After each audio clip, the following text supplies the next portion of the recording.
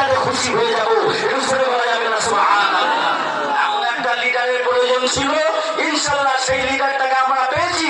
আমি জানি অনেকে অনেক কথা বলে, অনেকে অনেক কিছু মন্তব্য করে, অনেকে ব্যঙ্গ করে, বিদ্রুপ করে। আমি জানি আমার রাসূল যখন ইসলামের প্রচার শুরু করেছিল, রাসূলের বিরুদ্ধে বিদ্রুপ কম ছিল না। ঠিক বলছি না ভুল বলছি?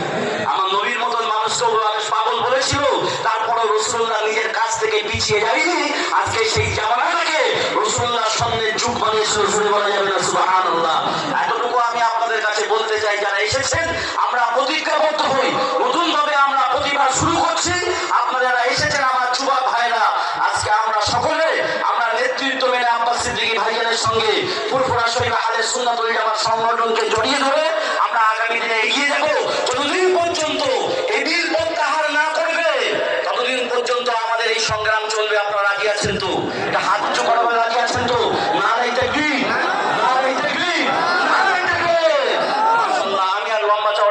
সময় সংগ্রামের দিকে ভাইজানের কাছ থেকে মূল্যবান আলোচনা আমরা শুনবো।